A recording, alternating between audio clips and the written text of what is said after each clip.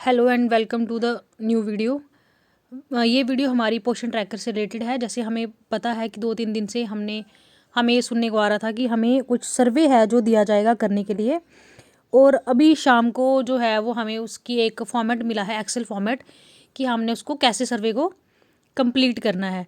पहले मैंने सोचा था कि मैं आपको VHND फिल करना बताऊंगी कि हमने पोषण ट्रैकर पे कैसे फिल करना है, बट क्योंकि ये भी एक अर्जेंट चीज़ है तो पहले हम इसके बारे में डिस्कस कर लेंगे। VHND की 1-2 पॉइंट्स हैं जिस पे मेरे को क्लैरिफिकेशन लेनी है। जब मेरे को वो मिल जाएगी मैं आप लोगों को शेयर कर दूंगी कि हमने उसको कैसे फिल करना है, क्योंकि उसके में काफ़ी सारे जो है वो हमारे पैरामीटर्स हैं। एंड हमें फ़िलहाल THR के लिए तो फ़िलहाल हमें कहा गया है कि जब तक इंस्ट्रक्शन ना आए आप THR खुद से फिल नहीं करेंगे। तो बाकी VHND और CBE को कैसे फिल करना है ये मैं कल पूरा कंफर्म करके उसके बाद ही आपको बताऊंगी। एंड अभी जो इस टाइम पे इम्पॉर्टेंट है, एनुअल सर्वे। आपको पता है कि सेंसेक्स जो हमारा होता है वो अभी नहीं हुआ है पिछले कुछ सालों से, जो हर 10 साल के बाद होता है, बट कुछ सालों से वो नहीं हुआ है। एंड इसी से रिलेटेड अब हमारा 25 और 26 का एनुअल सर्वे जो हम हर साल करते हैं वो सर्वे जो है वो हमारा आया है। अब इसमें हमने क्या क्या करना है इस सर्वे में वो हमें देखना है।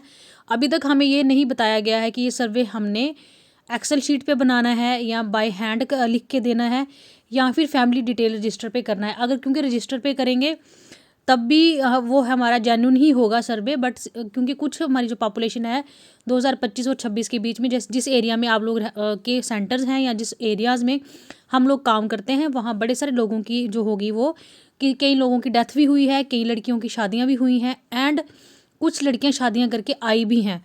तो ये सारी चीज़ें हैं। कुछ माइग्रेट हुए होंगे, कुछ टेम्प्ररी माइग्रेट जो थे, जैसे कोई माइग्रेंट जो लेबरर है हमारे वो हम रजिस्टर्ड करते हैं वो भी होंगे कुछ उसमें टेम्प्ररी वाले में। तो ये सारी चीज़ें जो थी वो हमने इनको देखना है। अब इस फॉर्मेट का हमें पता नहीं है कि करना हमने कौन से प्लेटफॉर्म पे है, बट हाँ क्या क्या उसमें ऑप्शंस होंगे, क्या क्या डिटेल्स हमें इकट्ठी करनी है उसके बारे में हम डिस्कस कर लेते हैं।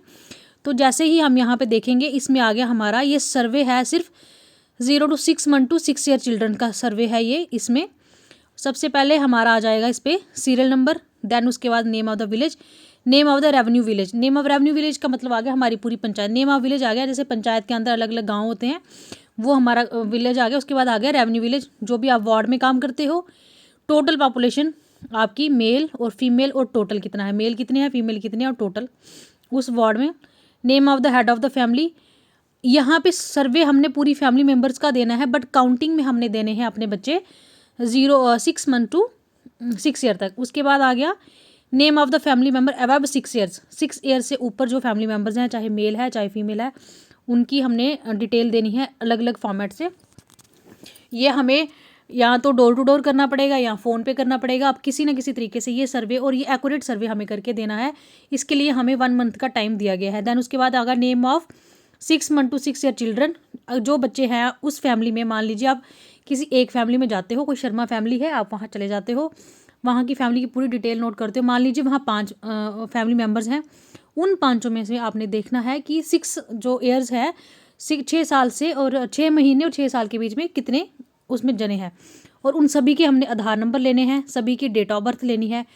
और जितने भी फैमिली मेम्बर्स हैं, चाहे हमने किसी का ग्रैंडफादर लिखा है या किसी के ग्रैंड मदर लिखी है, कोई भी लिखा है, उनकी पेरेंटेज यहाँ पे हम लिखेंगे।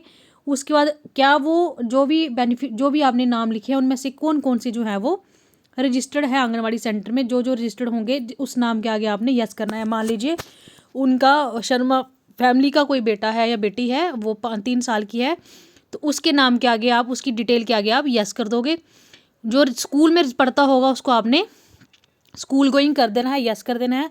नहीं जाता होगा तो नो कर देना। आउट ऑफ स्कूल यानी कि किसी ने स्कूल छोड़ दिया है तो आपने उसके आगे भी यस या नो करना है। अगर कोई स्कूल में जाता होगा, छोड़ा होगा स्कूल, तो यस करोगे, नहीं छोड़ा होगा तो नो कर दोगे। सैम और मैम या नॉर्मल की आपने उन फैमिलीज़ में देखना है कि क्या उन फैमिलीज़ के जो बच्चे हैं, जो हम 6 मंथ 6 ईयर्स तक जो सर्वे कर रहे हैं, क्या उसमें कोई सीवियर एक्यूट मालनरिश्ड बच्चा है या कोई जो है मॉडरेट एक्यूज्ड मालनरिश्ड बच्चा है या नहीं है, ये हमने देखना है।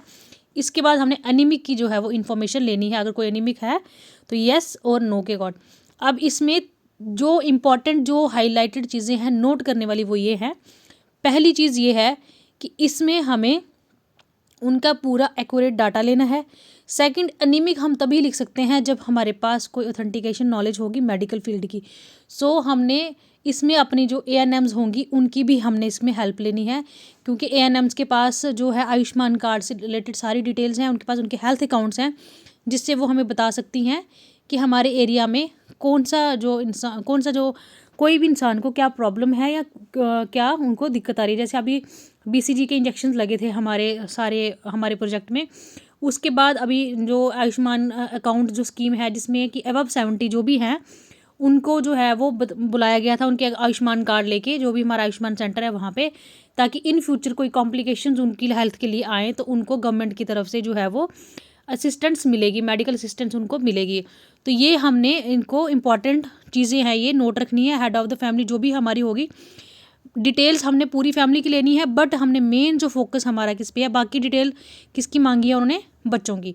तो ये इंपॉर्टेंट चीज़ है, इसमें हमने हेल्प लेनी है अपनी आशा वर्कर्स की।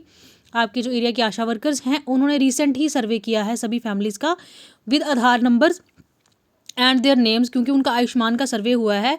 अब आप लोगों के वहाँ हुआ है या नहीं हुआ उसका मुझे नॉलेज नहीं है, बट क्योंकि हमने अपनी आशा वर्कर्स को असिस्ट किया था इस सर्वे में, हमने उनकी हेल्प की थी, क्योंकि कई आधार नंबर्स हमारे पास होते हैं, तो हमने उनकी हेल्प की थी इस चीज़ के लिए।